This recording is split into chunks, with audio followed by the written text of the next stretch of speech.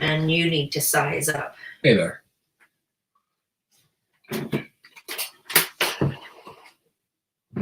Nope. Okay, there we go. Is that? Oh shit. This episode I'm watching, interesting. Yeah. Yeah. Interesting. I close the door now, okay, Charlotte? Okay. Yeah, I'm just calling the broadcast to start. I'm going to close it. Go for it.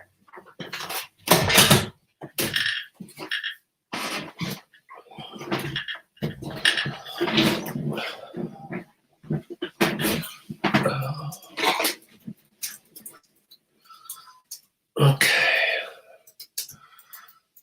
That wasn't my worst experience, but I guess that's a bad. The other experience was, but you tell it so much better. The one where there's lightning around and I'm stuck in the mud and you're out on this floating mud thing. Yeah. Yeah.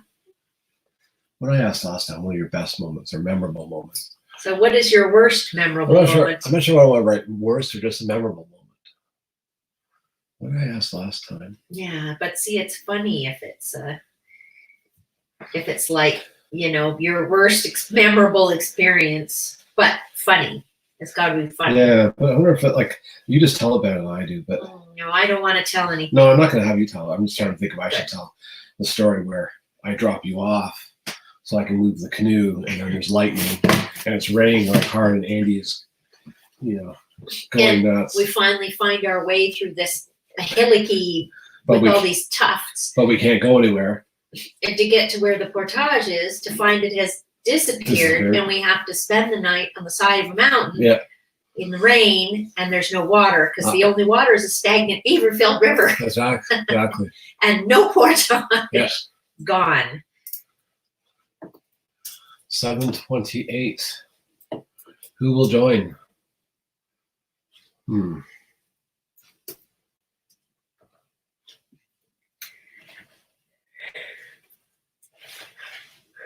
Let's see.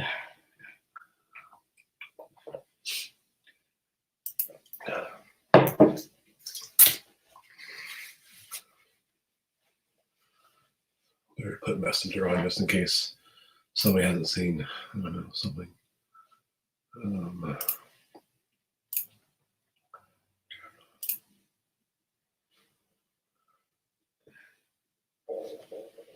Tim's not on his computer yet. It's 7:29. What's going on?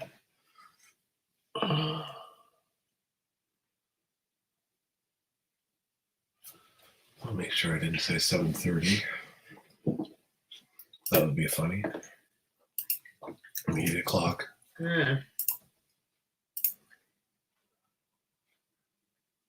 7:30, February 24th.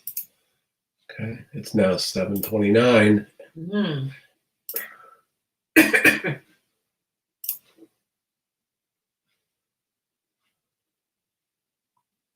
Now 7:30. Where is everybody? I know.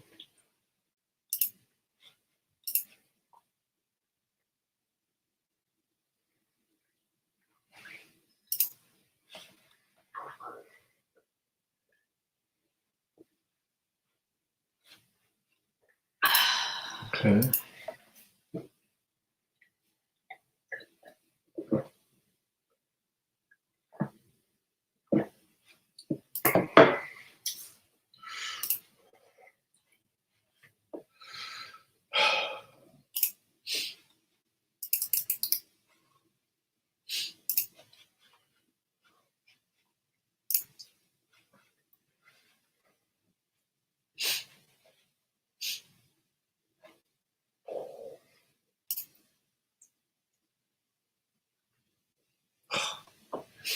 Jeez.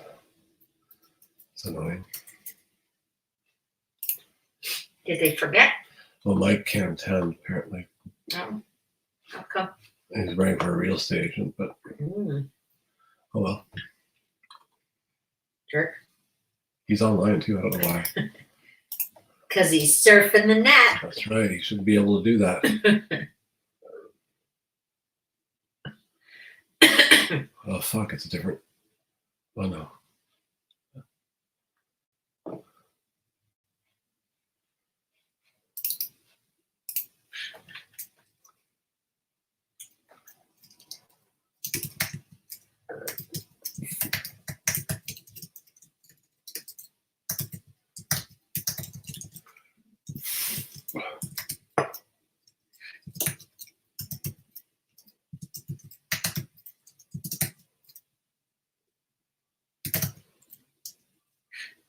Right, okay. Who else is going? There's one more person I can't remember. 3, 4. Oh, Zach. Right.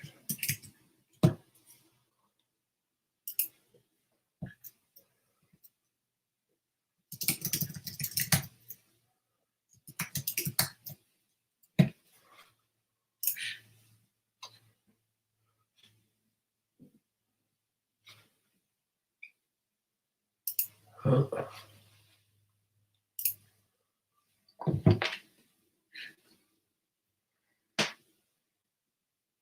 Should I call Tim or just wait? Good call.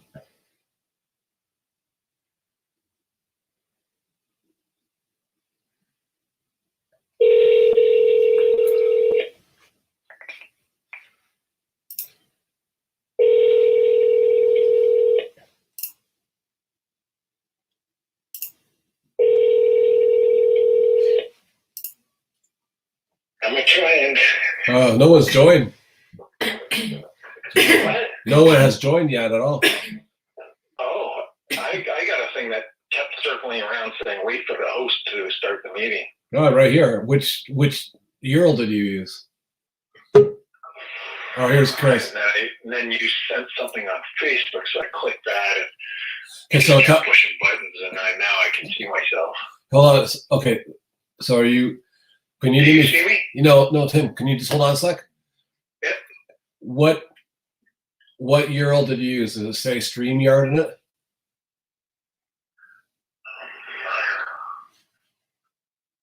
I'm not sure. The second one said StreamYard. Yeah, you want to use The that first one. one said something. Yeah, The first one was Zoom. yeah. You want to use the StreamYard one. Okay, I'm on that now. I can see myself. Let me get rid of some signs here while I leave the meeting.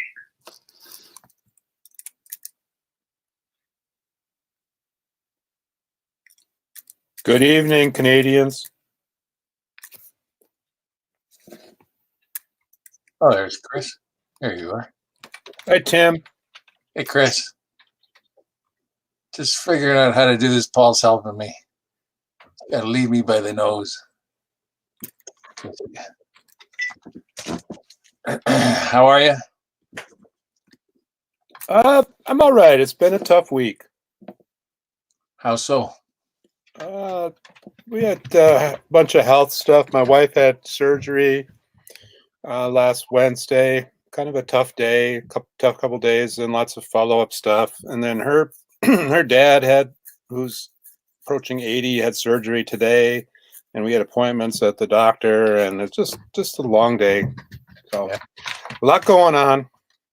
And is it Therese? Is that how you say your name? Yeah, Teresa. Yeah, it's spelled with 3 E's, but it's pronounced the German way, Teresa. Okay, cool. Yeah. And she's recovering pretty good. Yeah, so she had a hysterectomy and planned to have some other repairs, but the surgeon made a mistake and there were complications. It was just a really hard couple of days. So Yeah. she's recovering, maybe has to postpone a couple of things, but yeah. So, and then today was a follow-up procedure to get rid of a catheter and all that good stuff. So, and then, bless his heart, but her parents needed care too. So, so it's that sandwich generations kind of stuff. So, Right. and then we're right approaching midterm at campus. So life is pretty lively at campus too. So anyway, enough about me. It'll be good to go canoeing in August. Are you involved in all the protests on the campus? Which protests are those? I don't know. I imagine whenever there's a campus, there's a protest on something. No, most of the students are. Most of the student complaints are they're so busy working to pay tuition and loans and balance their schedules. They're mostly about being just life is too full for them. Yeah, a lot of mental health challenges for undergraduates now because they've got so much on their plate and so many distractions. Hey. That looks like a Hoy. Hi. Yeah, Hey, hi. Zach. Sorry, guys. A Bell technician just left my house. My internet wasn't working. I'm still on LTE right now, but apparently it's working now. Anyway, sorry for the delay. It looks like an active shooter game at the moment. Oh, is it slow? No, you're swinging around with You're the camera. swinging around. I tend to hold my phone and move around when I Yeah. speak. I hope that's okay. I could sit down. So hi, I'm Zach. Hi, Zach. I'm Chris. Hi, Chris.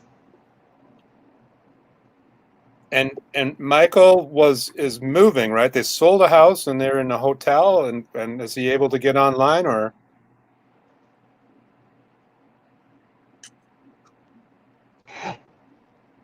Paul's doing whiskey things off to the side here. No, Coke.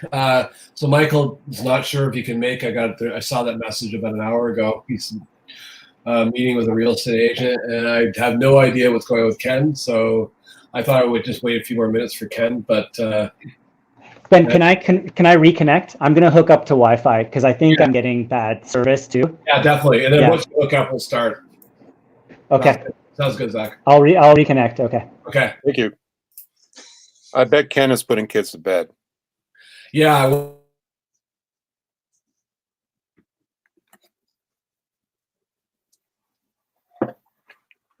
Audio's gone. Oh, yeah. You can't hear nothing. Yeah, I clicked mute and kept on talking. Don't do that. No. I do that in all my relationships.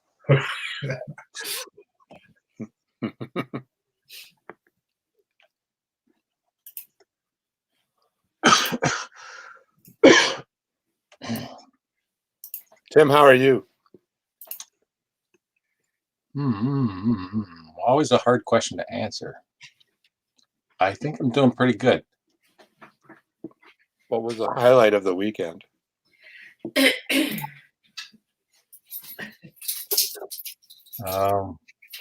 Think of what I did for the weekend. Okay, maybe not so good. Oh yeah. Paul and I went on Saturday to the outdoor show. So we got immersed in everybody trying to sell you something. Mm-hmm. A lot of nice products out there if you got the money. Yeah, I hear you.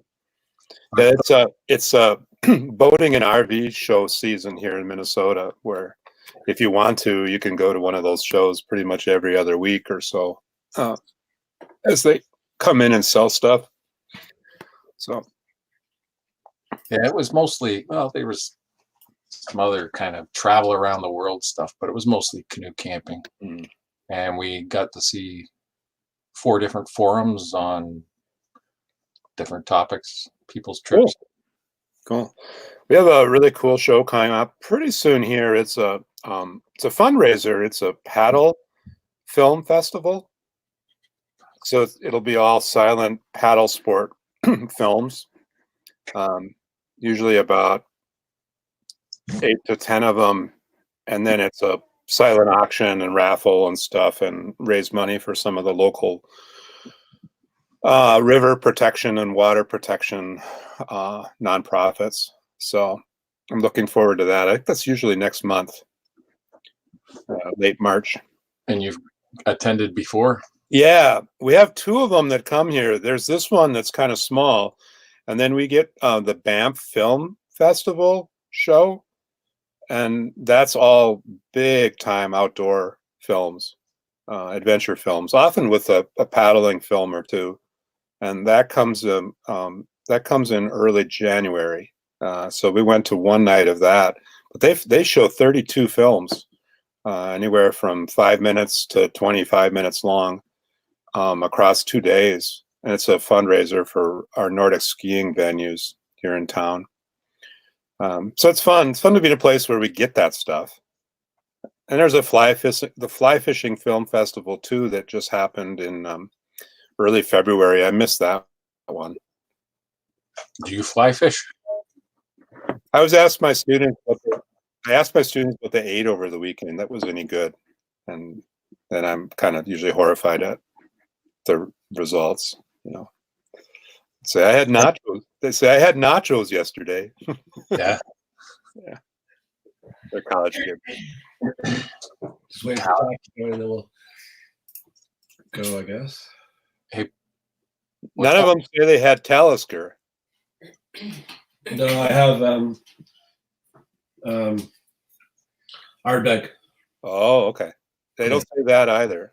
Yeah, I like Talisker. Probably my favorite. Then Ardbeg is second. Lagavulin is third.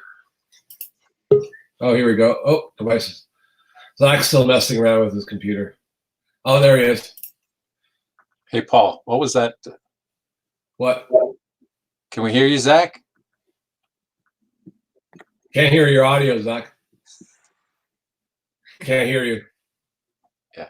Oh, now You look great, but it's interesting when you unmute, when you mute, then we can hear you. No. No. Oh, wait. No. It's really no.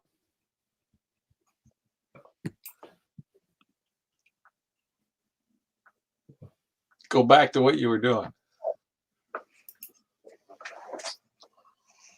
Okay.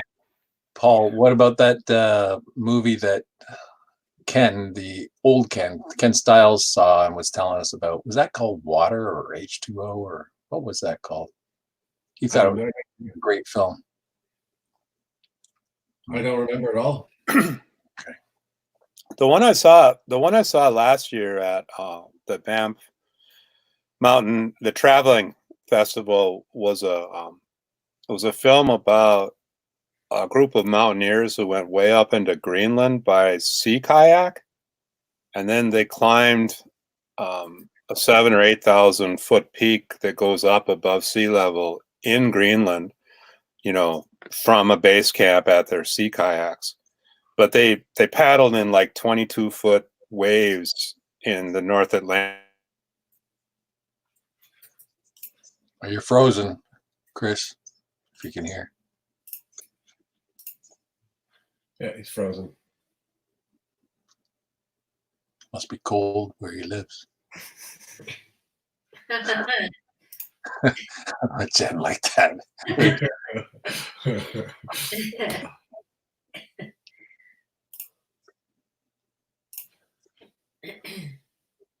So how are you, Paul? Well, next time we use Zoom. Okay, here we go. Zach's still not working. He's not as. Oh wait, maybe. It says it's not going to work. No, It's not? Oh, there it works. It's going to work. Hear. It said device. Oh, now I can hear you, Tim. Okay, good. I couldn't hear you earlier. Oh, I was pretending to. I was going. That's not helpful. We're just waiting for Chris to rejoin, and then we'll start. So it looks like, I guess. Chris was frozen, so he's probably cut out to try and reconnect. And I guess Ken's not joining. It looks like Michael's not joining. So let me just. Ring on your pinky finger there, Zach. It's my engineering ring. Congratulations. Yeah, I never actually became an engineer. I just studied it. You have to do a test. You have to do an ethics test, and you have to train for 4 years, and someone has, like a professional engineer has to sign off on you after 4 years of working in the field. So it's a big commitment. If my life had gone differently, I would have done that, I think, but I went to China. So just a ring. Your eyes look the same. My eyes? Sorry. It's bad. Is that what you said?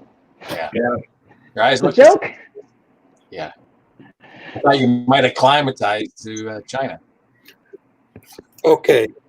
Can you hear me? I'll get your humor later. Don't worry. I'll think about it. Yeah, you're back, Chris. Yeah, I relocated. Oh. I was in the basement, and my router is in the third story, and so that is the soil stack next to my head. I was going to say, you're right under the toilet. Yep. No, I'm right under the third story roof. Oh, yeah. Yeah. So I can change that in a moment here, but now I'm next to the router. It works better. So I was going to have a little icebreaker to start this off, but I'm not sure really whether it's worth it, given that Chris and Ken are missing in action. Mike and Ken. Mike and Ken. What did I say? Chris. Oh, Chris.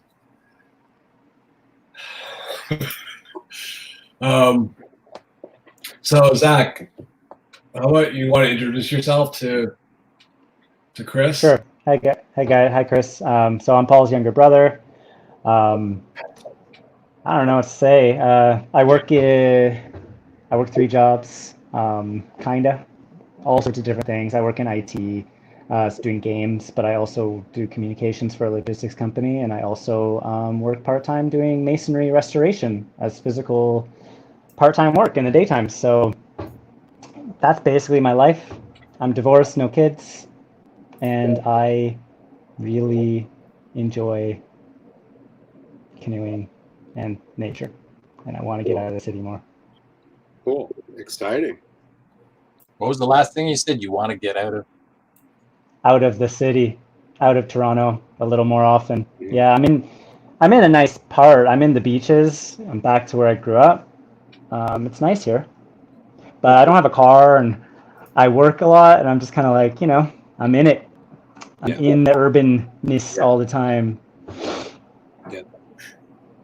I don't know if you might want to talk about your time away from Canada for the last 10 years. Yeah, well, so I spent 10 years in China, in Beijing, and where I was at first, I was just teaching English because I just wanted to travel, but I ended up having to turn teaching English into like a career, because that's what I could do out there. Yeah. It's the easiest thing to get into, and the only way to do that is to do HR. So I went into training, and I did communications training for like I don't know, 6-7 years. And then I switched industries to logistics, also HR. And so I did HR and logistics for 3 years, training again. So I've been doing, so training's like kind of my thing, but now I don't do any training because I left China and I started my own company we're creating video games, but we haven't published any yet. And I still work for a Chinese company over like remotely, and I work night times. So I'm basically like here in front of my computer all the time, except for when I do my part-time job. And that's like my escape. And why are you interested in canoeing on this trip? Like, is there... So, sure. Yeah, I know, to qualify myself, it's hard to qualify. I spent like 10 years in China, so basically camping and canoeing are kind of like not done. Yeah, they're done, but not, it's kind of fringe. And again, I didn't have a car out there either, because investing in a car just always seems crazy to me. I don't have kids, I don't have a family, so I don't need a car. But it limits me a fair amount. But I'd say like, I've always been a huge fan of hiking, long hikes. I've always wanted to hike much more than other people. They always want to like turn back, and I'm like, well, what? Like, we just started. I went canoeing last summer with Paul. We went to Algonquin. What part would you call that, Paul? We went to the east side. Yeah, the east side. Yeah, and that was like pretty real. Like, that shook me out of whatever has been happening in my life for maybe like a year leading up to that point, or 2 years. It kind of had like a weird leaving China episode, and that trip like just kind of awakened me. I was like, oh, why you have to get out for a certain number of days. You feel you have to like get away, or else you don't let go. So that's how I feel. I love it. Love canoeing. I'm pretty like I'm in good shape. I'm physically in good shape. I do physical work in a day, so but I couldn't keep up with Paul. Paul's a maniac. So so I was really impressed. So I'm realizing like it doesn't matter if I feel like I look up to Paul and his endless reserves of energy and portaging through masses of mosquitoes. The mosquitoes were the worst I've ever experienced in my life. And I grew up in cottage country. Like I grew up spending my summers in the forest and doing forest related things, but that was the worst I've ever experienced. I felt like demoralized.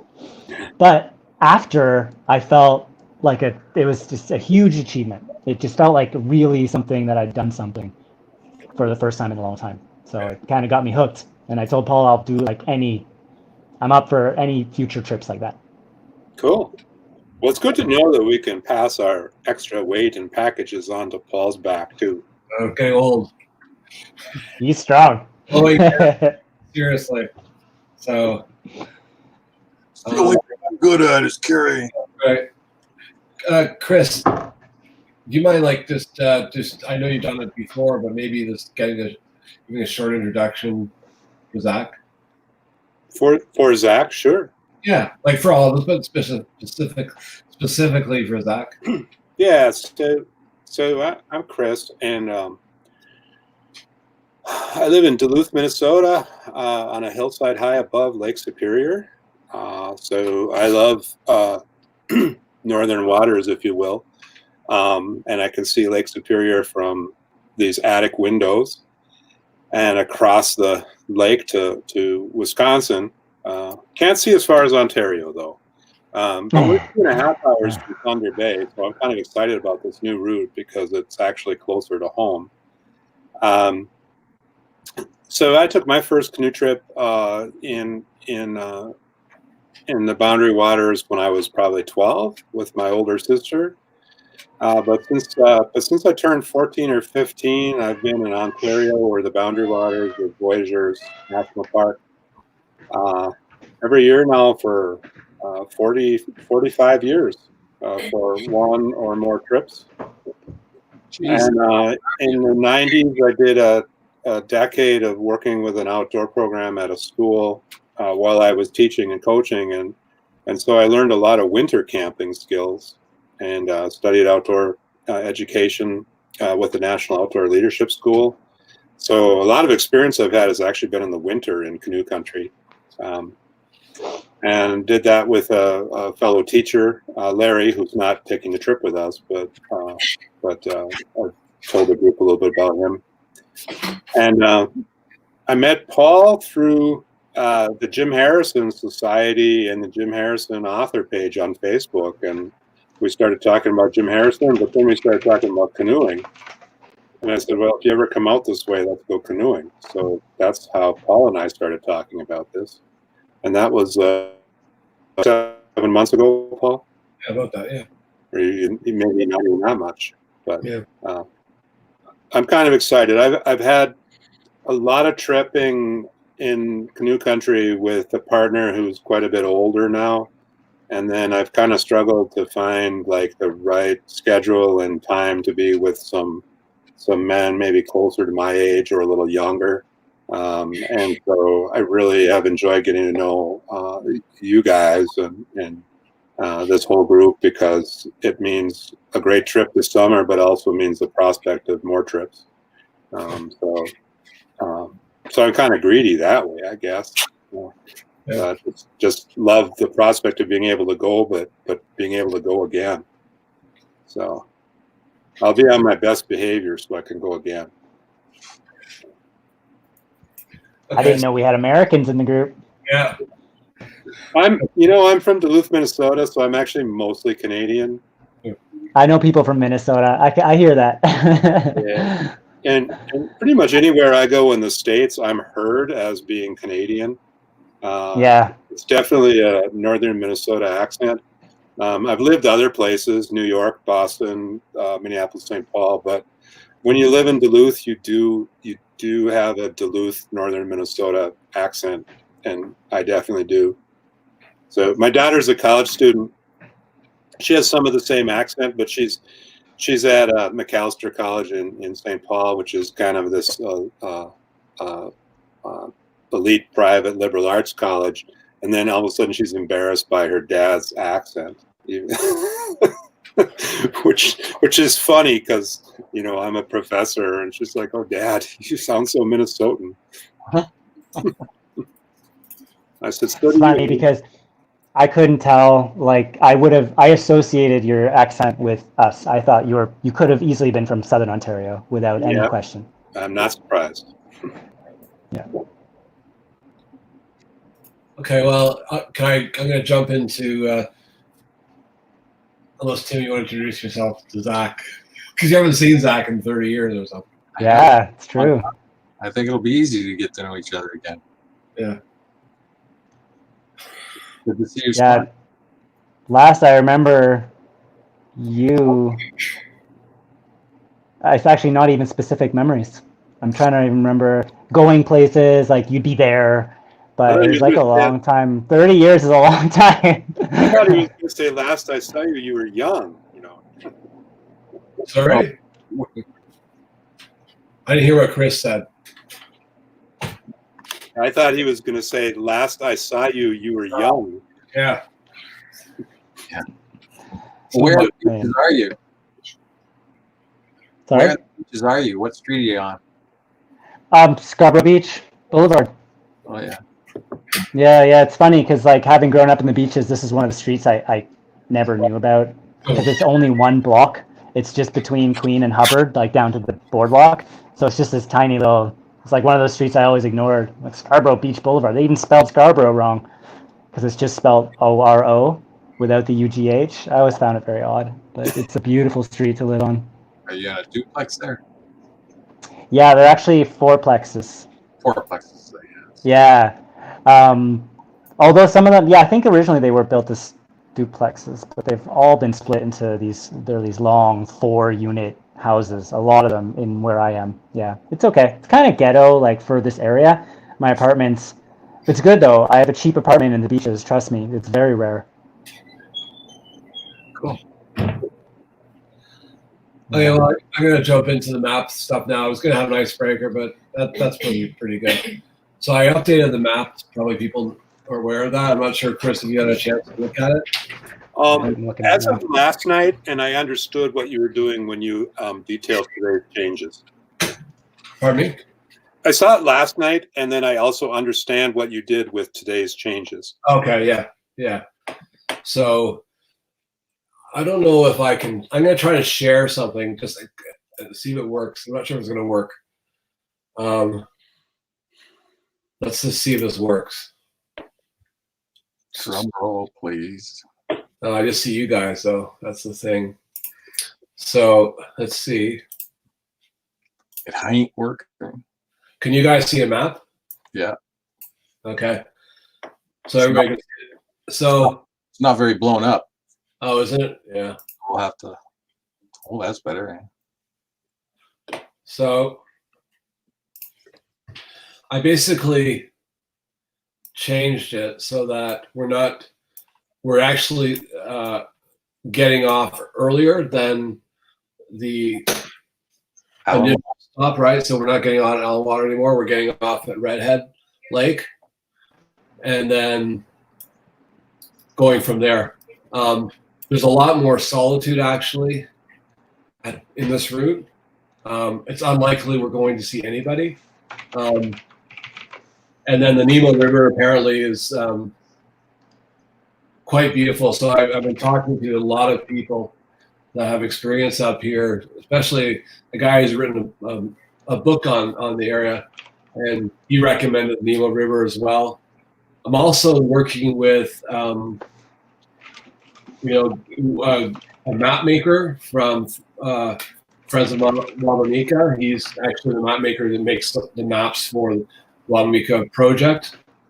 So I worked with him. I'm expecting very detailed maps from the project in about 2 weeks, so I'll be able to lay out all the campsites everywhere along our route, and the portages as well. But I marked a few because I know that, like, for instance, on Snake Lake, it has a beautiful campsite, as well as Eagle and Chance Lake. The other thing that I've done is, well, I'm doing, and this is something that Tim suggested, in areas of interest, I have links to photographs as well as more information in that area. So if you click on a particular icon, like day one, you'll see some information I got from the web or from other people I've talked to, as well as photographs as well. Like a rating, that kind of stuff, or photographs. So a view of what the campsite looks like and so on. This is still in its rough stages because I don't have the detailed campsites yet for a lot parts of the trip. But you can see here, this is a very good campsite here. We're back on the Allen Water here. But basically, the idea is that we've avoided some of the fast water, but we still see some highlights like the Brennan Falls, for instance. And again, normally we were going to go up to Allen Water here, but now we're going to go up McQuaid Lake, which is actually, it's extremely beautiful view, and then camp there, and then go lower Wabakimi to avoid the big lakes again. The other thing that I've added is if you continue up, again, this is a highly, relatively speaking, secluded area up on day 4, 5, and 6, between the Grayson River, Sprague Lake. And right now I have a layover planned on Grayson Lake for a couple days. If that may or may not work, hopefully it does.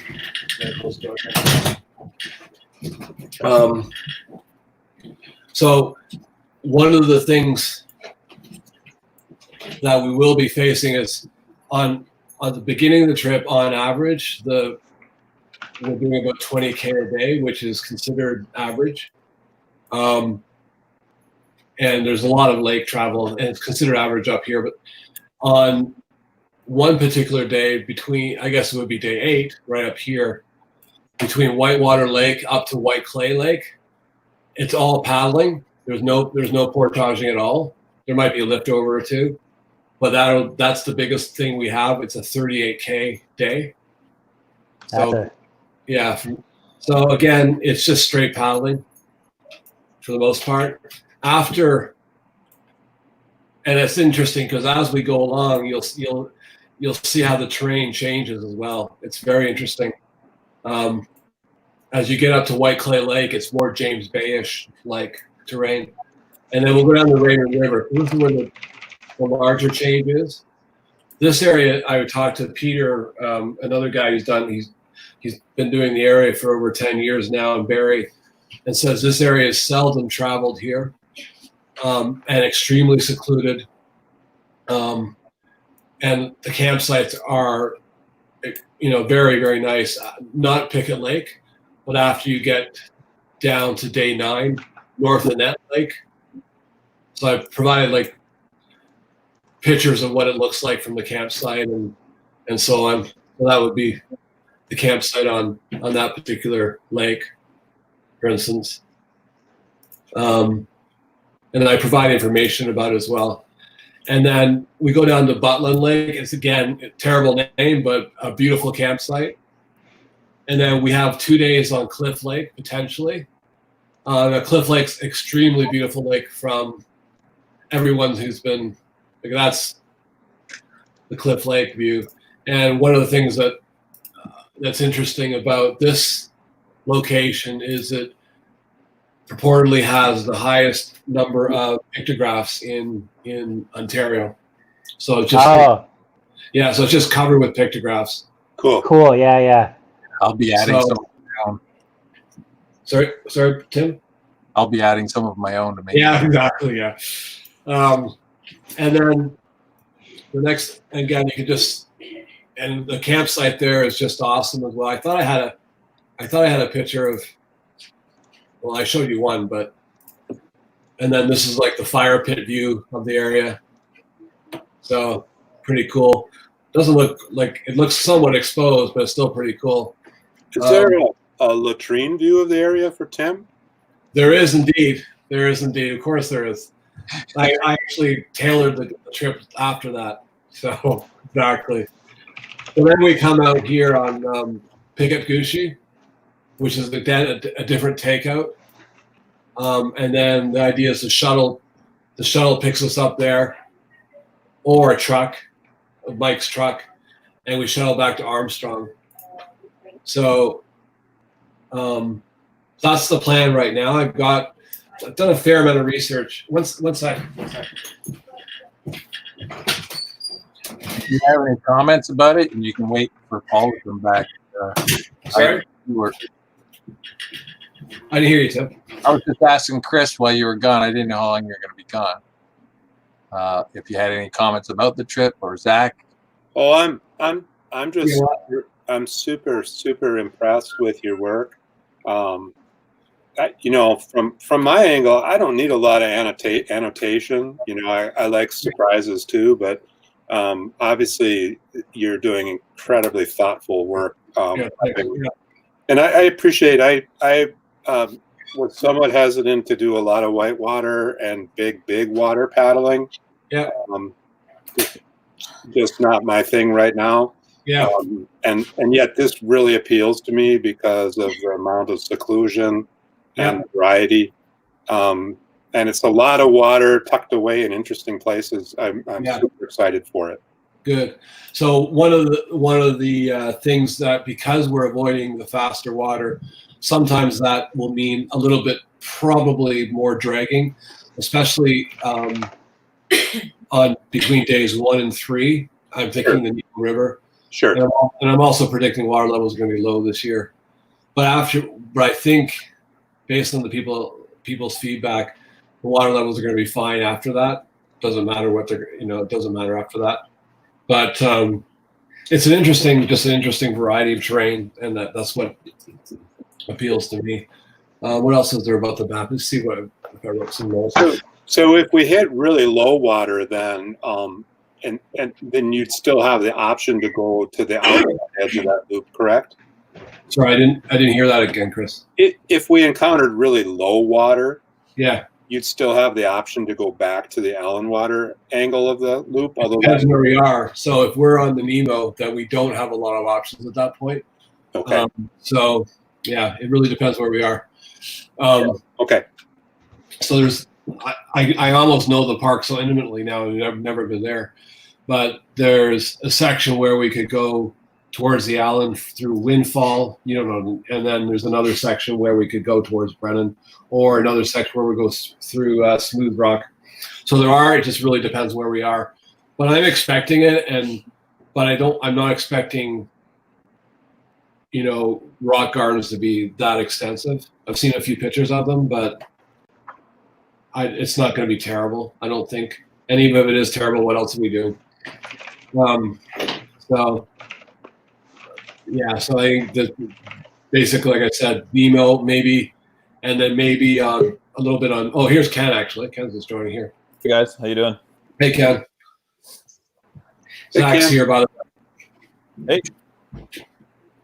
So Ken, we were just going over the route, and they're just discussing how it's been revised somewhat to even aim for more secluded areas, less traveled areas. Still taking train in. Average distance is about 20K a day, which is average in the area. I've talked to a number of people about that. 20K is good. There's a layover on days 5 and 6 up in a very secluded area.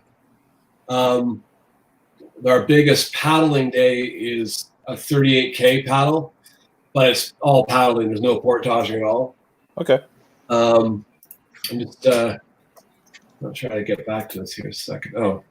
And if the prevailing winds are from the southwest or west, that's true, yeah, behind us. So I'm hoping that. Yeah. Nice day. The other thing, so I talked about the sort of difference, the differences in routes and so on. and then the biggest difference is that we're going to actually put in earlier than we originally planned. Originally, it was going to be Allen Water. Now it's going to be Redhead Lake, and then go north up a very small river called the Nemo River. It's very secluded again. And then come down what's called the Raymond River. And again, it's quite beautiful, quite secluded. And then we're going to hit Cliff Lake, lots of pictographs there and so on. Great campsite. There's a potential layover there as well. And then shuttle out, either via Mike's truck back to Armstrong or through the outfitter. So that actually raises another point. So I've been talking to Don Elliott. He runs the Matisse Lake Outfitter, so I've been getting costs for him about the shuttle, about canoe rentals as well. So I've been working with him, and friends of Wabakimi recommended that we go with him. So we're doing that. Well, I'm doing that. Been talking to him. Been talking to various people about this. People have written books on the area. Like I said, the friends. I'm working with a map maker from Friends of Wabakimi. So he was, I've known him for like 10 years, and he and I are chatting. Barry Simon and Kevin Callan. So I got some great feedback from Kevin on the area. Yeah, so I think the trip is. There's some challenging elements, but not kill yourself challenging elements. And there's still time to relax. There's layovers and so on. Obviously, everything you plan, it really never turns out that way when you're out there. But yeah, that's the general idea. So, Thank you, Paul. So you're welcome. My pleasure. So like, if you guys have please just input and provide input or questions or concerns. And one of the things Ken I forgot to mention on the map itself. I've indicated where the nicer campsites are based on some research, but I'm getting really detailed maps in a couple of weeks from Friends of Wabakimi, and I'll be updating it with the campsites. Also, you'll notice on many of the icons that you can click and get photographs of the campsites or information on the campsites or the area as well. Another point is that the alterations have also been designed to avoid fishing outposts and lodges. So we just don't see any of the first 3 days. There's 2 trapper cabins on days between day 1 and 3. And then on Brennan, we see an outpost, but I've kind of done it so that we don't see it. Okay. So, yeah. But then after that, we won't see. After we hit White Clay, we won't see any outposts at all, large or small. So, so I'm developing that. So it's really rough right now. Like maybe 2 to 3 weeks, it'll be better. It'll be better once I get the details. Just looking for what I was going to bring up. Where are you, Evernote? Let me just close this. Hey, Paul. So I have a question. Yeah. When it comes to things like food preparation, will you just be in the future raising that up? I've never organized a trip with many people, right? I've only been with one other person. We're actually going to talk about that briefly. Well, my plan is to talk about that briefly today, and then I'll just talk about that now. So basically, I want to touch on that briefly today, but I think that warrants an entire video chat, maybe. I think so. Right? So once we have stuff worked out slightly, then have a discussion totally devoted to food. But basically, in a nutshell, Zach, we're responsible for our own breakfasts and lunches, and for dinner we're having group meals. And Chris will be managing, cooking, that stuff. Obviously, we'll be all sharing in responsibilities around that, the cooking and so on. But in terms of processing wood and so on, but that's the general idea. So So I had something to add about this. That's really, I think good news.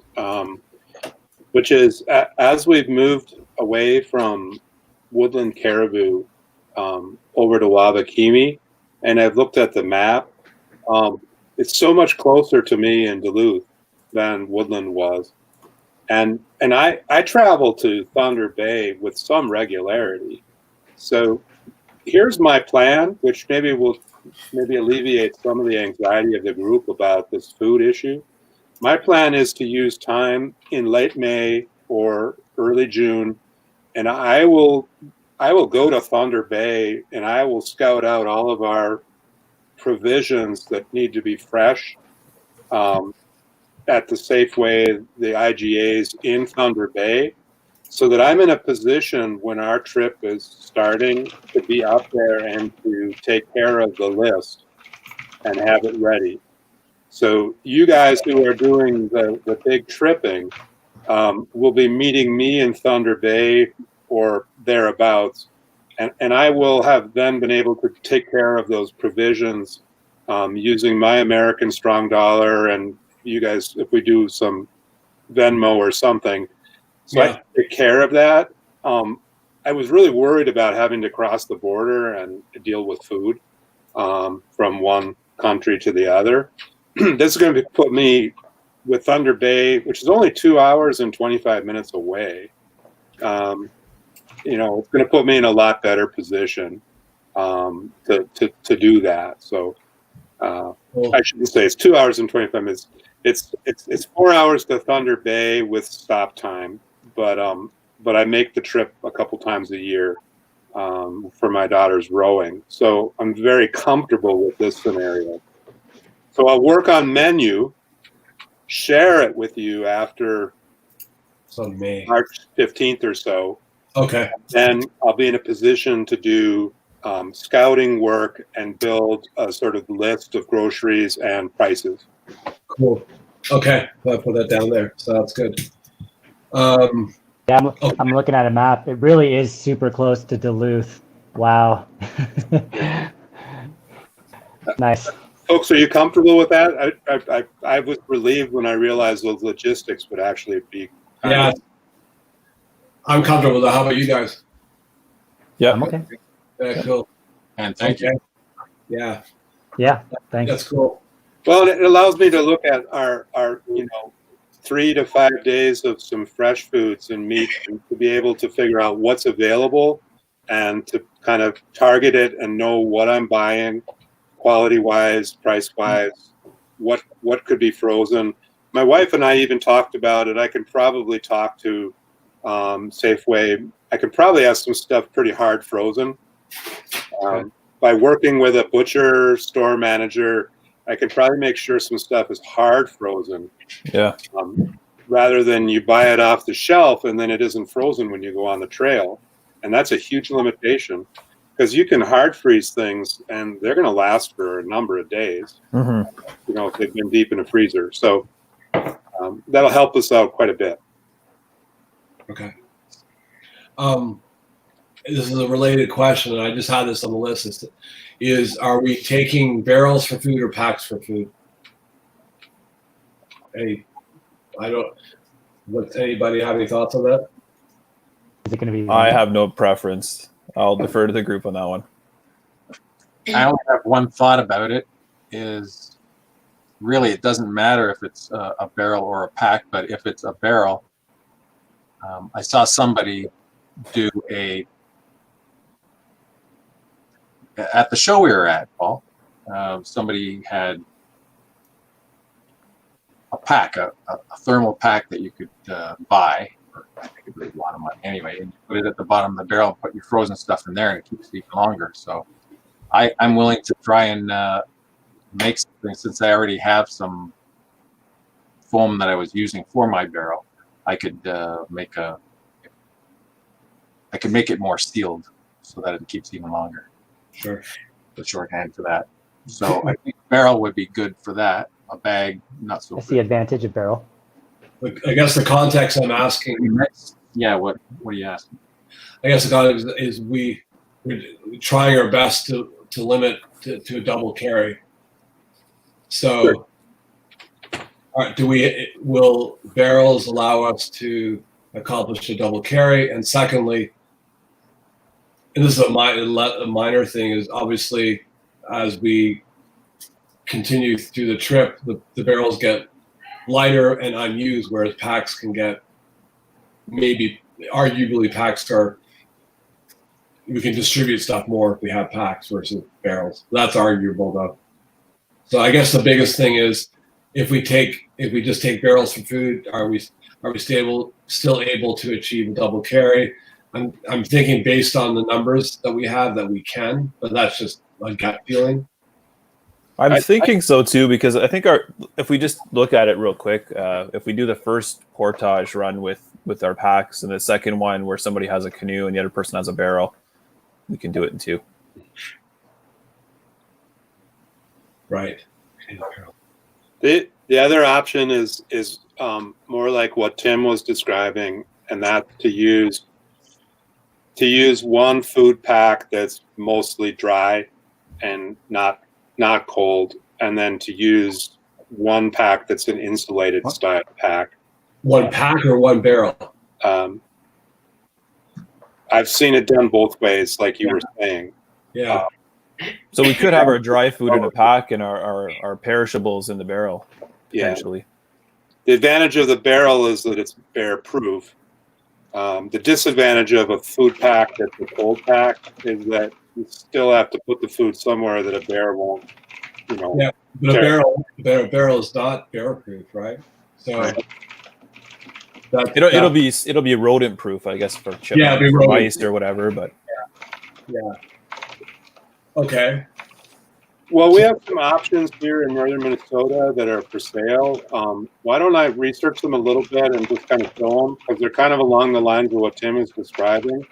And I've thought about buying something along those lines. So, Tim, before you do a whole bunch of DIY, I'm going to I'll show the group. And that's, so when I show it to the group, I'm not proposing that anyone buy it. I'm just showing you what I've seen. Okay. Okay, cool. I might buy something like that and or rent it depending on availability. I have the university rental stuff available to me, which in some cases is like $2 a day for an item. So there's that. Good to know. Can you fit 4 canoes in your car? That's what I was about to ask. The canoes aren't. The canoes are. They know college students, so they're not Kevlar canoes. Well, actually, that might be not terrible, but I'll tell you about that later. So, can I just? Are we good with food for now? We talked about barrels. We talked about you, Chris. You're going to look into that a bit. It sounds like maybe, just if I heard Ken correctly, maybe one bag and then one barrel for food, dry and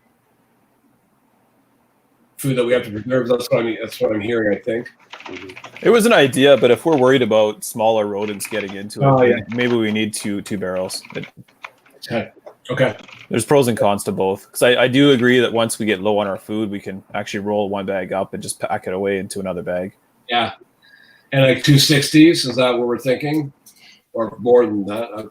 Depends on. I guess we're carrying our own personal bag plus the food. We're carrying our own snacks and our own breakfast and lunch, right? So our own gear, like our own tent and whatever. Okay.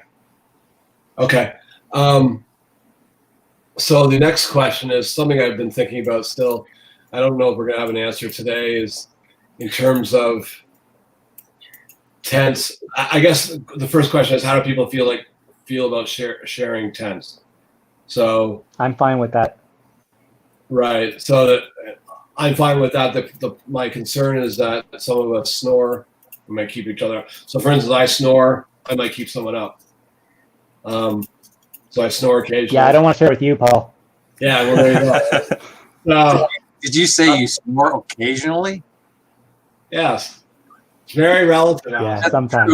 Off and on. It's actually... Occasionally at night. It doesn't matter if you're not sharing a tent. You'll hear it in it. That's true. I guess, obviously, everybody knows the advantage. In many of the sites that I've seen up there, I don't know it like I do Woodland, but anecdotally, maybe there's a lot of room up there, but I don't know. A lot of like in the white clay, there's a massive. It's a massive campsite. We could probably have like 50. We can have like 8 or 9 tents there, right? So.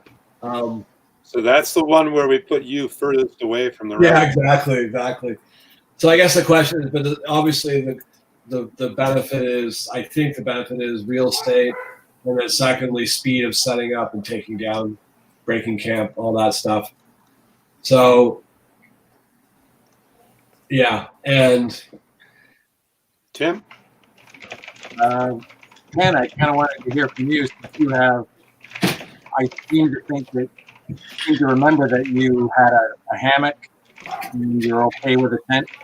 Do you have a leaning one way or another?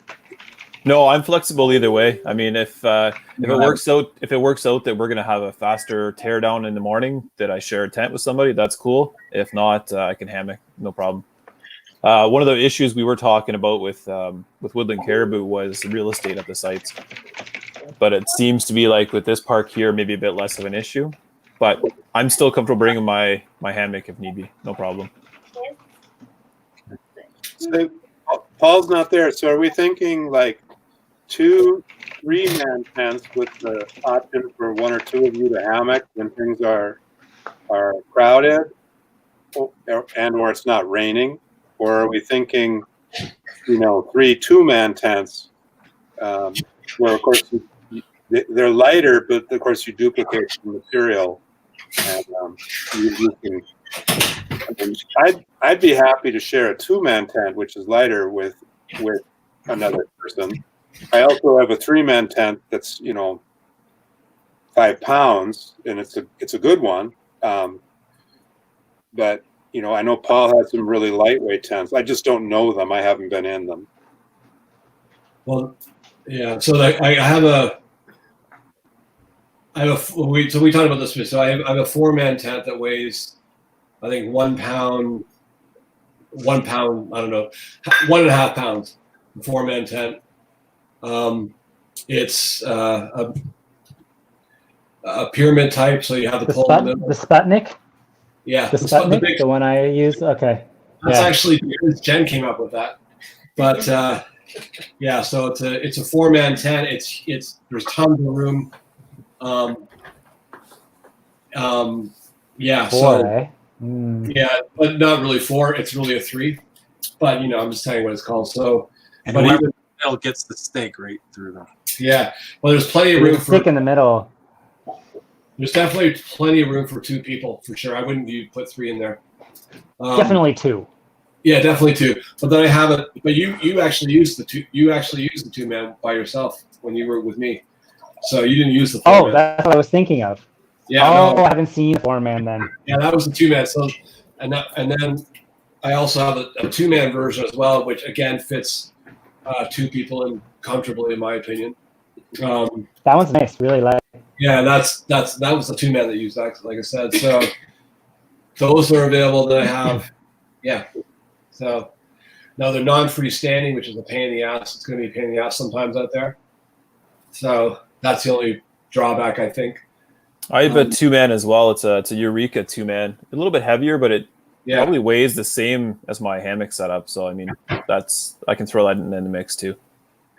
So then we got and mine's a Marmot. What I have right now is a Marmot 3, and it would sleep 3 of us, tight, but it would, and it's super waterproof and bomb-proof. And I've used that one because what I love about it is the fly goes all the way to the ground. So I've never gotten wet in it. And I've been wet in other tents. So yeah. So that's a preference. That tent's also available in a 2-man, which I've wanted to buy anyway, which would lower our weight. But I wouldn't bring a 3-man tent if I thought it wasn't going to be necessary for 3 people. I would bring a 2-man to lower our weight. Mm-hmm. But I worry a little bit about straight line winds. I want a tent that's pretty robust because we've had a lot of experience up here with straight line winds in July and August that have taken out whole forests, and then people have had to sort of deal with their tent and make it through the storm. So obviously no tent will stop a tornado, but yeah. So so the hyperlight tents were rated for that on a number of backcountry review magazines, and they're extremely robust in that regard. That's good to hear. And then Jen and I were camped in one during they had tornadoes down here in southern Ontario. We were up in Woodland Caribou, and a massive storm went through. Anyway, it was so weird, the storm. I got to tell you, man, because you could hear it. I'm talking about that storm. Yeah. And it felt like it had this sensation that you were on a roller coaster because you could just hear the wind just streaming by. It was like you were flying. And it was this.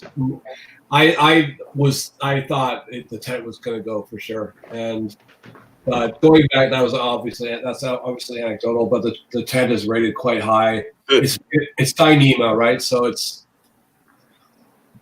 highly waterproof, nicely stormproof, and so on. So that's just an option. It's light.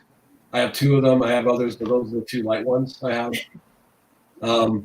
But then going back to Tim's thing about if we have a 3-man tent that fits street perfectly, it's great for real estate. But I don't know. I know that there's going to be some leftovers and stuff, and the lighter we go, the better. So I don't know if we're good with sharing tents. My opinion is let's bring 3 tents that people are comfortable in. Real estate purposes. And Paul, we're still sitting at 8 guys, right? For the trip? Yeah, 6 guys. Or 6 guys. 6 guys, yeah. Okay. Yeah, so we bring 3 tents. And like I said, my tent is weighs as much as my hammock. So yeah, if we're comfortable sharing, that would drop 5 pounds overall right there. Okay, cool. By bringing a tent. So are we cool? Can I just say, I'll bring my 4-man.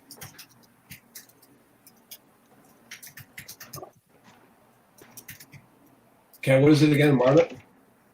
Mine's Eureka. Mine's a Eureka. Yeah. Chris is okay. And then Chris. Mine's a Marmot 3.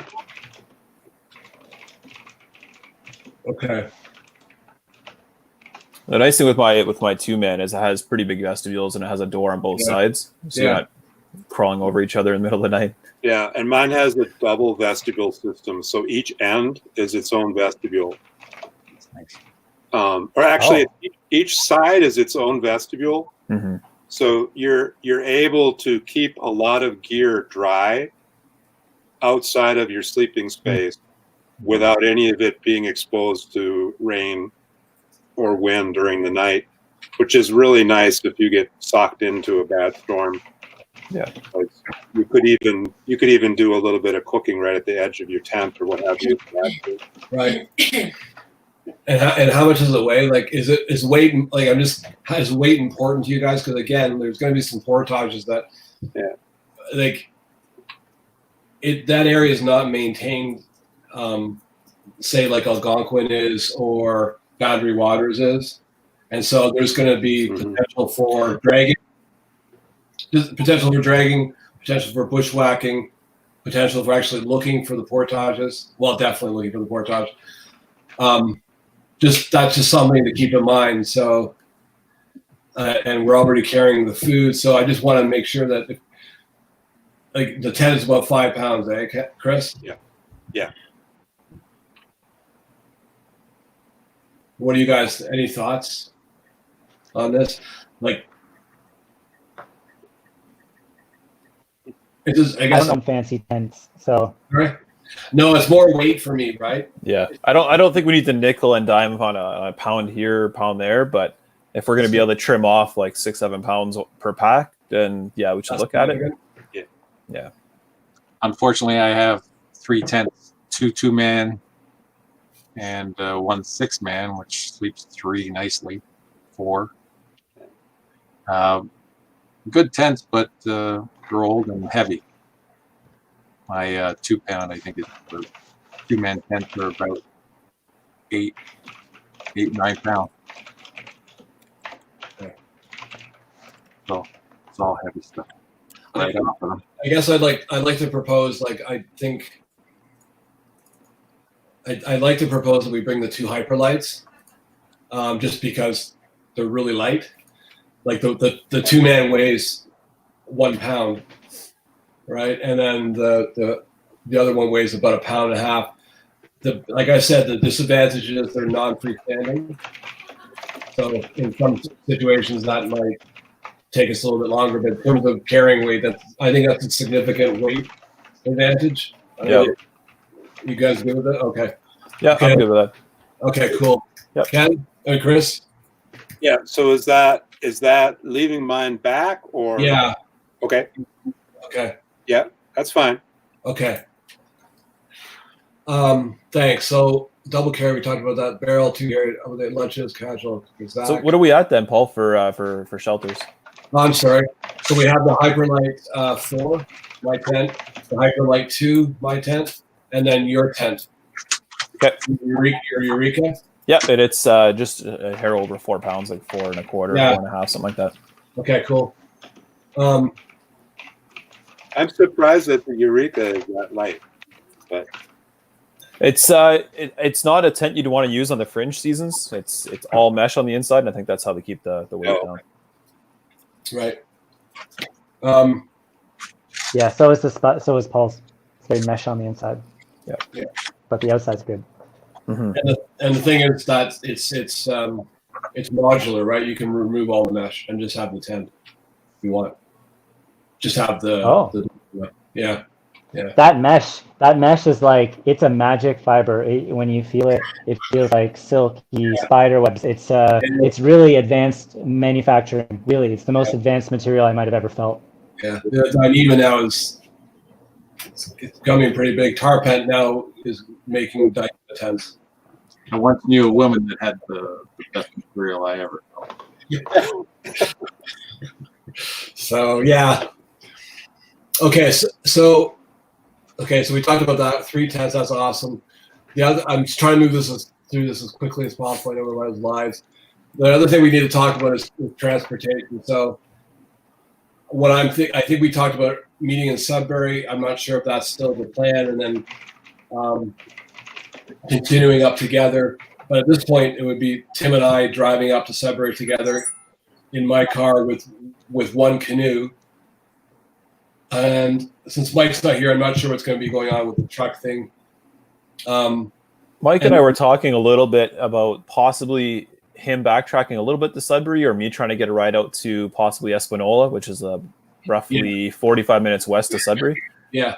And then meeting there, because he's going to be coming up from Manitoulin on Highway 6. Okay. And meeting us on Highway 17 someplace. Do you know what kind of seating he has in his truck? Like, what kind of seating do you have in trucks? Like 6, 4, 2? I don't know what he drives. Room for 4. Room for 4? Okay.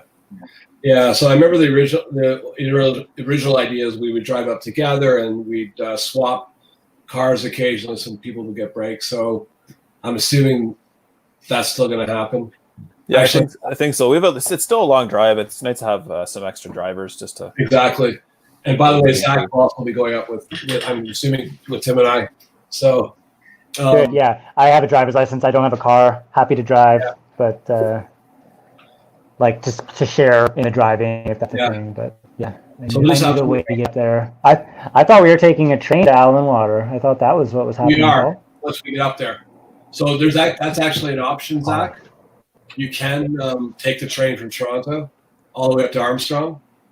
That's definitely an option. But one of the reasons Tim and I are doing the car is because we're going to continue our trip on the Kopka as well.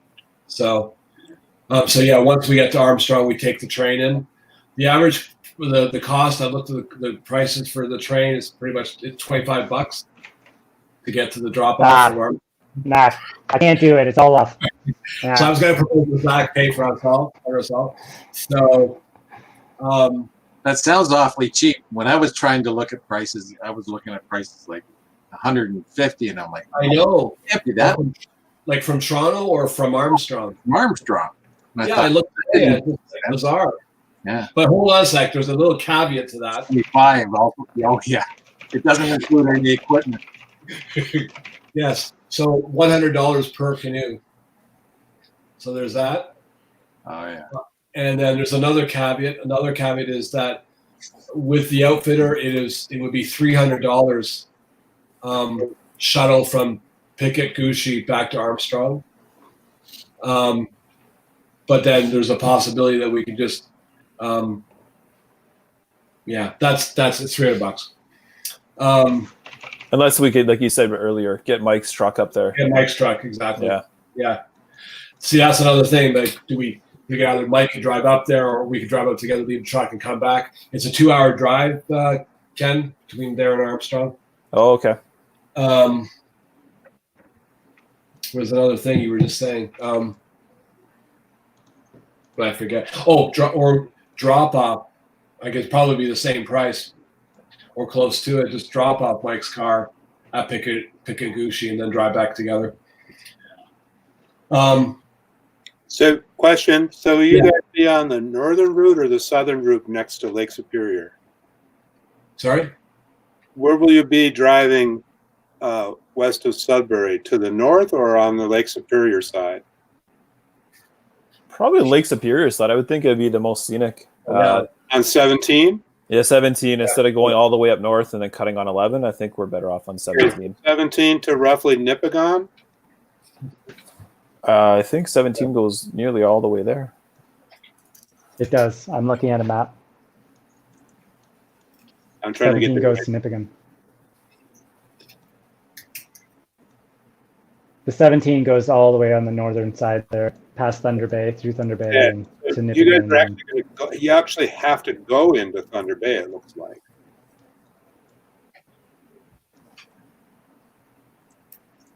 We're all scrambling here, Chris. I am. Oh, God. So what are you asking? Are we just driving? Are we driving on the? I'm not sure what you're asking. Are we driving on the Canadian side, north of Sault Ste. Marie, or are we? So when you take 17, I'm looking at the map, not at the StreamYard, but when you take 17, it gets you to Nipigon, and you can take 11 north to Lake Nipigon, but Lake Nipigon's between you and Armstrong.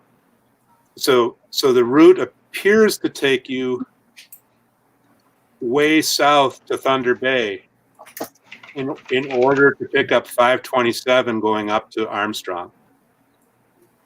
Thunder Bay's farther. So, Paul, he's asking if we're going to drive through Thunder Bay. Is that correct, Chris? Oh, I see. No, actually, the turnoff's before. It's just after Red Rock. Yeah. Yes, sorry. Now I understand the question. Okay. Sorry. Why are you at? What are you asking? Because you're thinking that we would meet you in that area, Chris?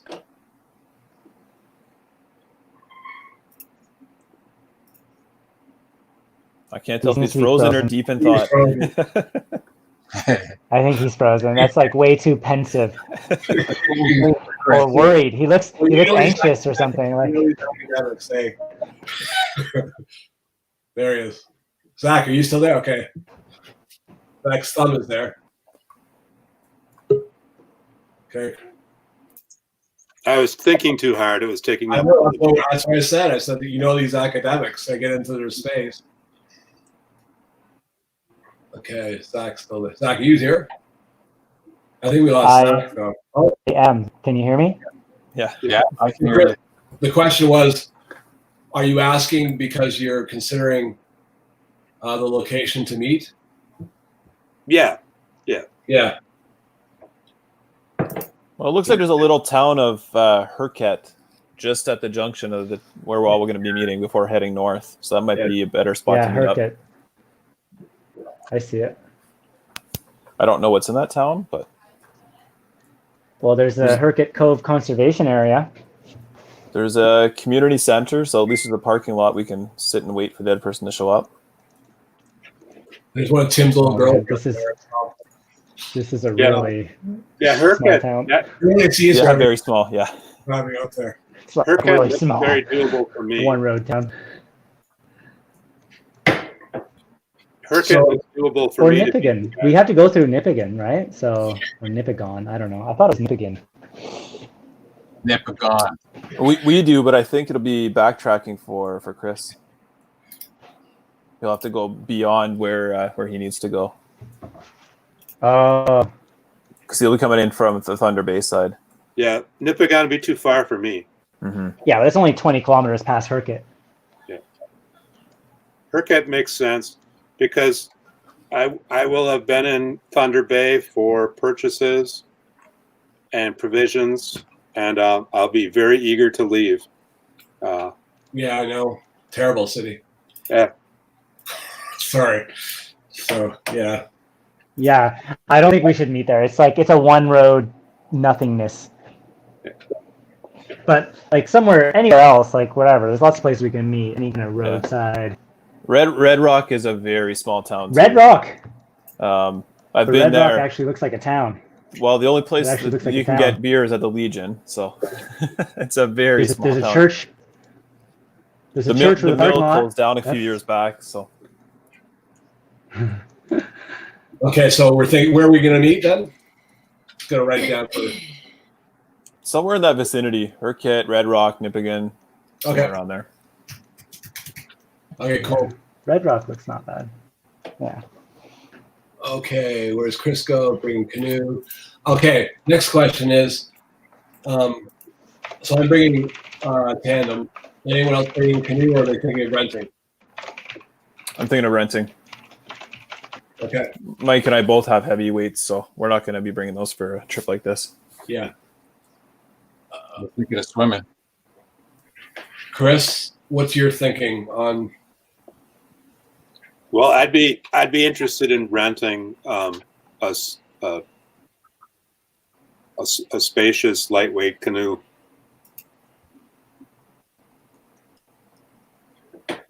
There's got to be a joke in there somewhere. Yeah. So, just trying to think. I say spacious because I've had short 17s. Oh, his audio is out. That's why. Okay. Oh, Tim's, no, whose audio is out? I can hear Chris. Chris is no. Yeah, I can You go. can? I can hear I too. can't. I've rented nice 17s that were short, Okay. and once we loaded them up, they were too cramped, and I was not comfortable in them. So I'd be interested in something like an 18-foot, that Yeah. weighs 42 to 46 pounds. Okay. Yeah, because you're like 6'5", right? No, I'm 6 feet, but I have a 30-inch inseam. I'm all torso, and I just get really cramped, and I have my hips. I get really cramped in a small canoe. Okay. So I don't know what. Oh, actually, I do know what canoes he has. So the outfitter up there has a Souris River. I think it's 18 feet. That's about 46 pounds. Pretty much. $300 a week. So that's what he's charging. And the Royal X, he's charging $250, but it's going to be a smaller canoe. I also have a few other canoes, but I just don't know how I'd be able to get them up there. Like I have a 19-foot or something, 19 and a half, something like that. It's massive, tons of space. Just getting up there, that's the challenge, right? Yeah. So you're talking, you're talking 450 for the length of our trip, roughly. Let's say 500 split across two guys who are using that canoe. To me, that's reasonable, but I can't speak for anyone else. Yeah. I think I'll just. Well, that's why I'm having this discussion. So what I'll do is I'll put some numbers together and put them out there, and then we can talk about it. Yeah. So, okay, cool. I've spent 125, 130 for nice canoes for 6-day trips. Yeah. Okay. And they almost always charge you for 7. So that price for that many days might be, I think, pretty reasonable. Okay, cool. Yeah, I looked into float plane costs too, just for the fun of it. So, yeah, it's pricey. Hey, I'm gonna go grab a charger cord. Yeah, okay. I'll be back because Sure. I'm running low. Okay. I couldn't hear what Chris said, but I just want to say I don't have that equipment, but I'm obviously happy to like participate in any kind of rental, my share. Yeah, so we're I don't have any equipment. yeah. So two things, Doc. So Chris was saying that he thinks the rental cost is reasonable. He thinks the rental cost is reasonable. And secondly, you and I offline are going to talk about equipment and what equipment you need. Yeah. Okay. Okay, cool. And there's a little bit more on that later on, but I want to wait for Chris to get back first. While we're waiting too, we have university here that rents out gear also. So I'm going to check out their prices once they open back up again for the year. Because I mean, if we're going to be driving from Sudbury anyways, so if there's room on Mike's truck, and if it's going to be half the price, maybe it's worthwhile to follow up on. Right.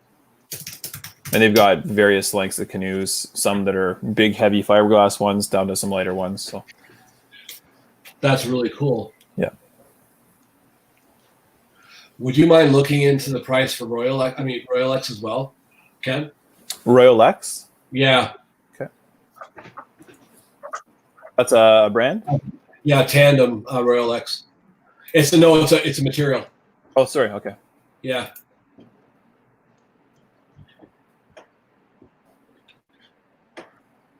When does Algonquin have their annual canoe sale for used canoes? At the end of the season. Yeah. Okay. They're still selling until they're all gone, but they've started that I think in October, November. We're not going to get in.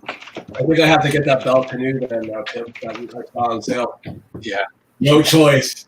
Oh my God, they're the most beautiful canoes, man. Always falling in love with a canoe at the outdoor show. Oh, did you make it? How was it?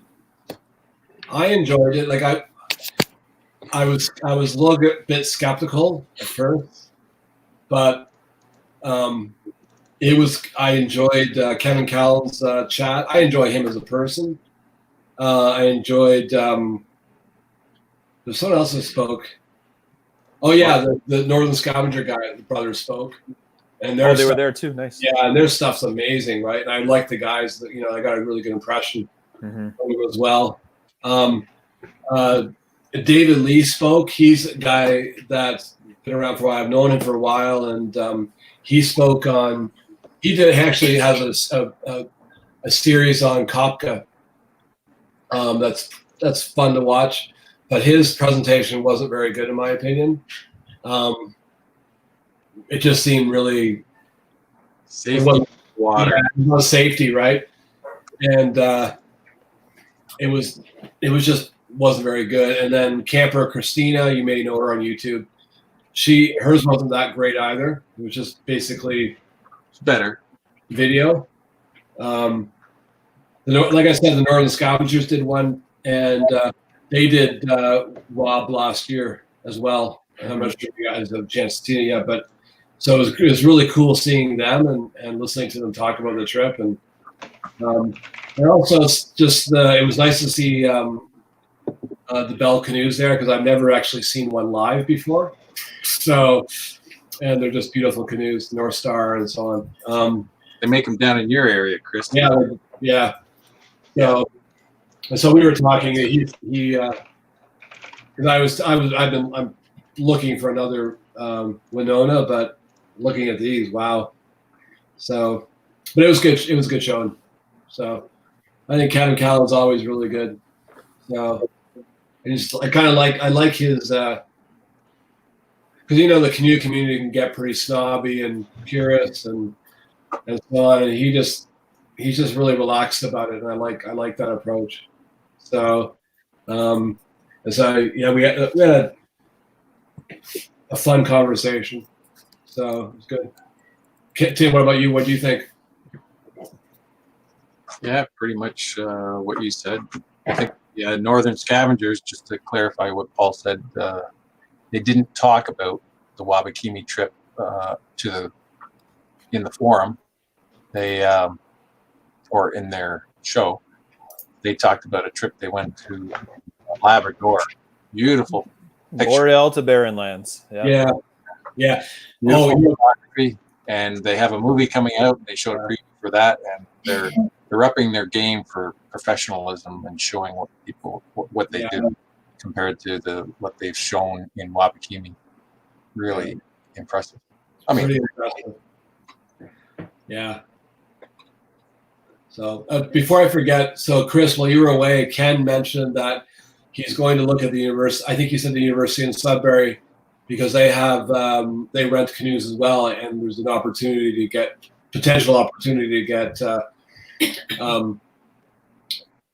inexpensive rentals. So go look into that as well. Okay, well, I could, and I also can rent in northern Minnesota and bring them north, but I don't know, because of the season. I don't know that that the prices are particularly good. Right. But you'd have to take, like, the thing is, we essentially need we need 2 more canoes, 2 more tandems, right? Mm-hmm. So, yeah, Tim. do you think a Kevlar canoe would be fine for this route that you have picked out? Yeah, I do. Yeah. That's all I wanted to ask.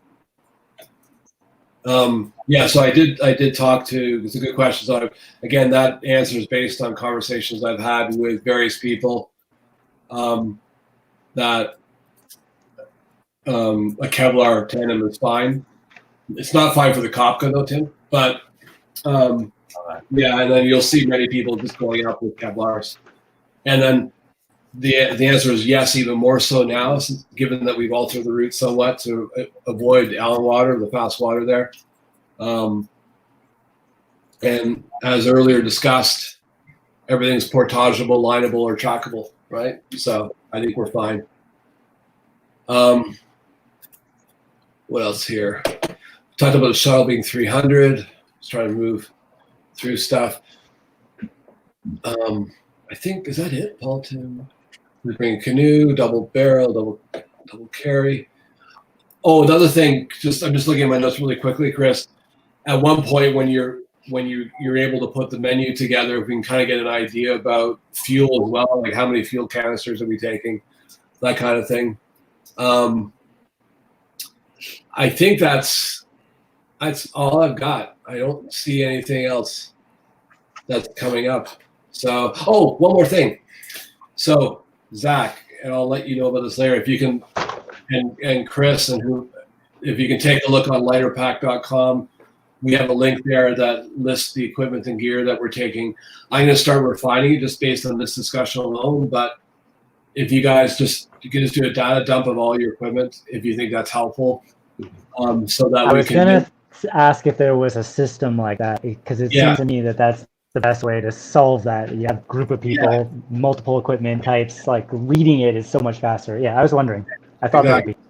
Yeah, so the idea is to do a data dump and then refine it. So I'm actually working on the algorithm as we speak.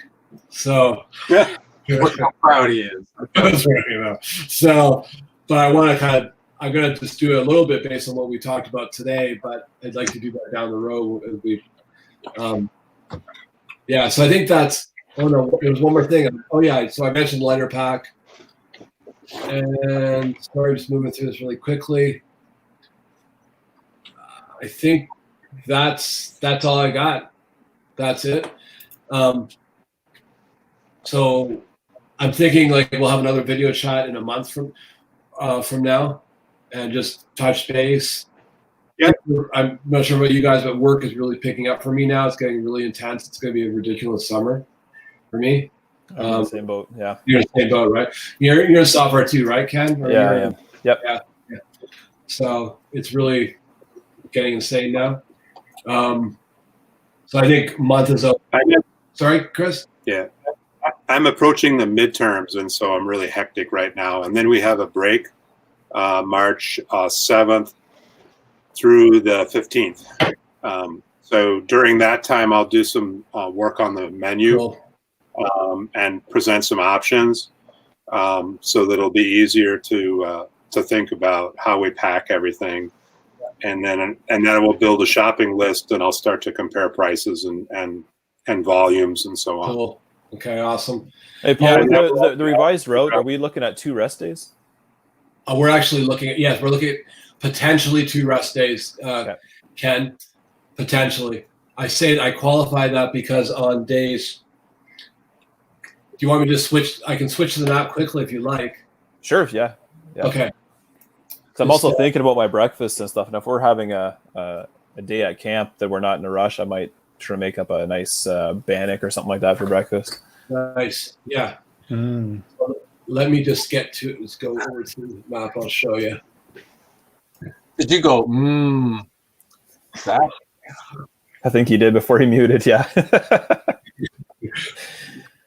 Well, you can make pancakes on a rest day and that too. Yeah, camp too. Particularly, it should be blueberry season, or maybe not. Who knows? Well, I just watched the video of a couple that went there for 14 days. Not exactly the same route, but almost close to, and they had blueberries. I saw several videos that were intense with blueberries. So yeah, same with woodland too. Like we would have, and I just didn't occur to me until I was with Jen that, why don't you add blueberries into your oatmeal? Because like we're surrounded by them, and there's like blueberry signs everywhere, but it didn't occur to me. And so we should start doing that every morning because they're fairly plentiful. So let me just see if I can share this, because be patient here.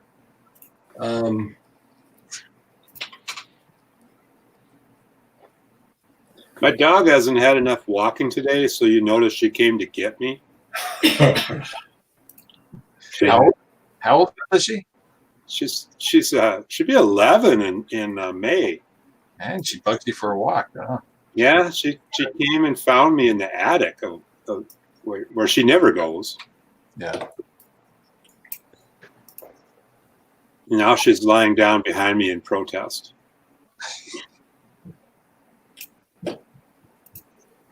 My dog would just quietly shit somewhere in the house and let me know in no uncertain terms. So there's a unit of her life in there somewhere. Can you guys see the map? Yeah. Yeah. Go closer, or that's pretty good. Closer. I was going to introduce you, but probably not. Here's Emma. Emma's here. So, Ken, so we're now going to get off at Redhead Lake, and instead of Allen Water, which is over here, and then these first 2 lakes are pretty boring according to people's reports. One of the things, I'm not sure if I mentioned this already, I've only started doing this now, is on campsites and points of interest. If you click on the icon, it'll point to more information or photographs, but I'll be doing that in the next 2 to 3 weeks because I'm expecting detailed maps. And then I have targeted campsites based on reports I've read about campsites being awesome. So you'll see where the campsites are. Yep. So basically this is a very secluded apparently. And then this is quite scenic because we go into the Brennan Lake Falls, and I am going to answer your question. But also avoids Lower Wabakimi Lake. Avoids Wabakimi Lake where we go through Lower. And then again, we go through a very secluded area, sort of near the Palisade River. Most people don't go this way, so there's probably going to be some liftovers and so on. And then on this, and again, it's not in stone. Like if you guys have suggestions about where we have layovers, like that's cool. And we'll probably make those decisions on the trip. But I wanted to like put like potential layover days, and this is halfway through the trip, day 5 and 6 on Grayson Lake. And apparently this area it's very secluded. That's where that's where the actual campsite is. I think there's only one campsite on this entire lake. That's it. Okay. And so that's the first layover, and we have potentially a second layover. Did I mention, by the way, this from day 7 to 8? That's a 38K paddle, but there are no portages. And then we get down. And it's going with the wind. Like yes, we're not going against it, so it should be okay. Right. It should be okay. And won't be raining at all. Well, fingers crossed. Exactly. And then down this part is, I added this again because it's extremely secluded. Very few people do it. There is a bit of work between white clay and picket in terms of locating the portage, muddiness, so on. But then the lakes and campsites are great here. So if you click on the icon, you'll get pictures of, I'm not sure if you can see that, but you'll see pictures of views from that campsite. I'm just trying to get out of this. I'm trying to get out of this thing here. Can you guys still see it? Oh, you can. Yeah, okay. Let's go back here. So again, not in stone. It's just my thinking, and I'm sure we'll adjust it during the trip.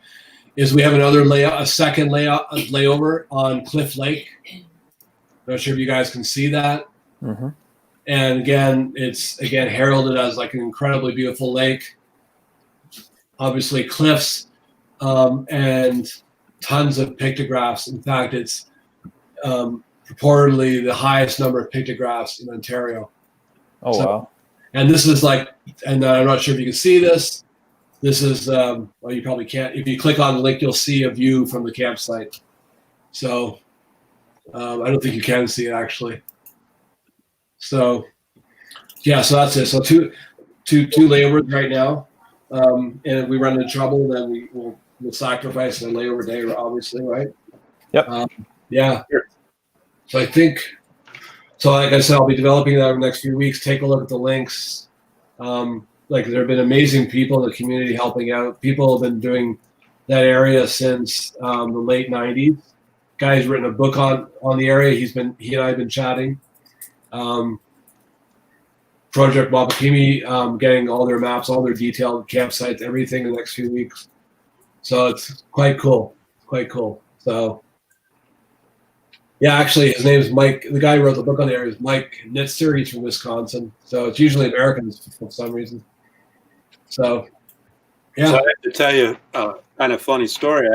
When we were going to Woodland Caribou, I went to a retired colleague at the University of Minnesota, Duluth, and Cool. he sent me all sorts of articles about geology for Woodland Caribou. So now I have to go back to him and tell him that we moved over one part. That's right. So I'll take a look at the articles and see what I can still use. But yeah. I wish I had the book here, but I don't have it. So I had a geologist's perspective on the glaciology and the rock structures and so on. But we'll see if I can use any of that. But then I may have to ask him to revise the request. So he got hold of some stuff from other scientists. Nice. There's if you're interested in the area, there's an awesome book called Canoe Atlas of the Little North, and it highlights the terrain, the geology, the history of the area in a really accessible way, and it shows all the old and existing portages, and talks about various areas in a particular area.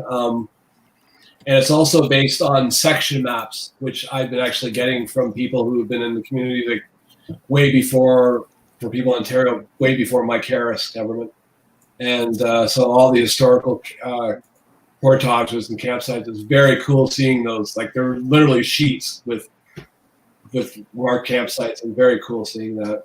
Cool. So, cool area, yeah. But yeah, if you have time, Canoe Atlas of the Little North. In fact, I think on our group, And on the blog, I took a picture of. I have some pictures from that book. Just a really cool thing to look at. Do you have it beside you there? It's a big book, right? Yeah, it's upstairs. It's a huge book. It's like huge book. And you can actually you see all the portages, which is kind of neat that they actually did this amount of work. So, but it's gonna be cool. I really like the getting off of Redhead and going up to Brennan because there's some the portages in that area aren't obvious always. So it'll be cool just exploring and trying to figure out where they are and getting through them. And then it'll be cool going up to Nemo. I think that'll be awesome. And it's also cool seeing how the terrain changes based on, like, you got the cliffy areas, then you got the more prairie boreal areas, then you have what I'm calling the James Bay area, like white clay. It's basically low water, lots of sand, and then you hit the cliffs again. So it's kind of neat. It's kind of neat. In White Clay Lake, there's 2 campsites in White Clay Lake. The one that's accessible to us is huge. You can tons and tons of tents on it. But yeah, it looks like a really interesting route. In my opinion. Yeah, let's bring more tents then. Yeah, exactly. Yeah. No, I'm excited about it. I really like the route, the way I do, because I've looked at like 25 different routes or something. I've looked at so many routes you can't. So, yeah. So I think it's a good route. So I'll continue updating the map. You guys have like things or questions or concerns. Like, I love that because it really enhances the trip and enhances. Like, I like the changes I made, and some of the changes were a result, Chris, of some of the concerns that you raised, right? And so that actually turned into an opportunity to say, hey, this area is even more secluded. Let's just do this. So, and then again, conversation with Tim has kind of like pointed me, that maybe I should take a look at this, right? So, yeah, just keep doing that, and yeah, and then we'll just schedule something in a month from now and go from there. And hopefully Mike has a house by then. Cool. Yeah. Well, so here's one thing I'm going to request, which is cool. Use Facebook. Great. Well, thanks for organizing this, Paul. Sure. Thanks, Zach. I was going to say between now and early March, message me with like a favorite dinner trail thing you like. So, so rather than me coming up with 11 or 12 dinners, if there's something that like you really want, because it's either something you like to cook or you like it when it's made on a trip, just, kind of instant message me that. Okay. Chris, one thing I'd like to see is I, really want macaroni and cheese from a craft box. Well, I know that about you. And that's you, Tim, right? No. Never the kid, no. No, I'm kidding. But, if there's something you'd really like to see, that way I don't make up 12 things and then start to, throw them out because it's not actually what people are interested in. Yeah. Okay, thanks. We'll do that.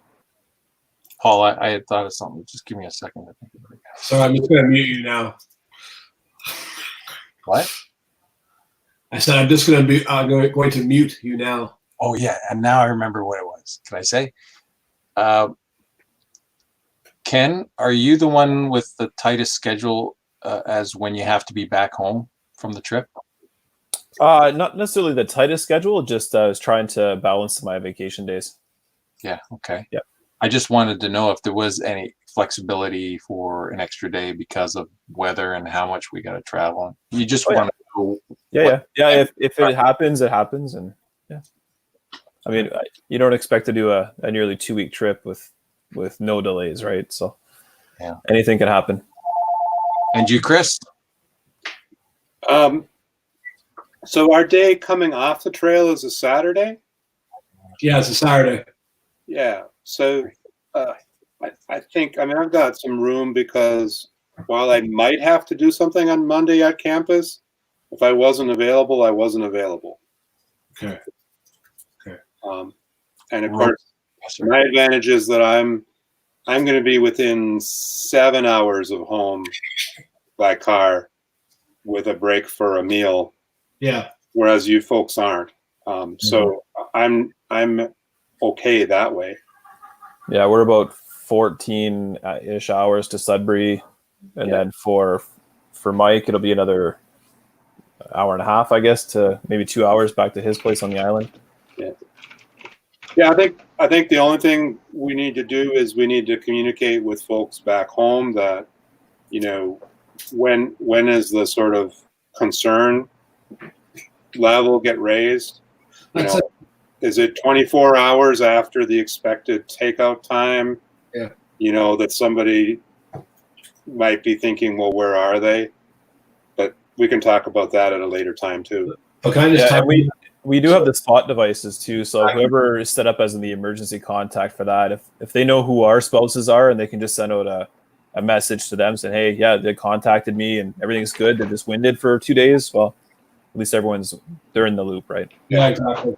I think we should add all the contacts to that InReach or spot device. Yeah. So that was the first thing I was going to talk about.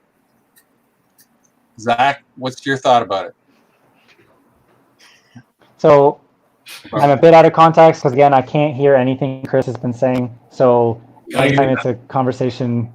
Yeah. And I didn't want to interrupt everyone because, like, I'm just one. Paul is going to catch me up on a lot of stuff. And so I don't really want to be the reason for, like, interruption of this. But I couldn't hear Chris anything. So I'm not sure what we're talking about. In a nutshell, how much flexibility do we have?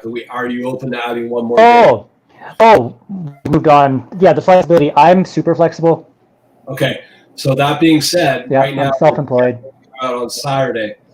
My question is, when we come out, a shuttle is going to be there potentially for us, or we're going to take Mike's truck. So here's my question: if we're open to one more day, which is Sunday, does that mean can I then build Sunday into the trip? And then make sure that, what are you laughing at, asshole? And then make sure. Mine's always going.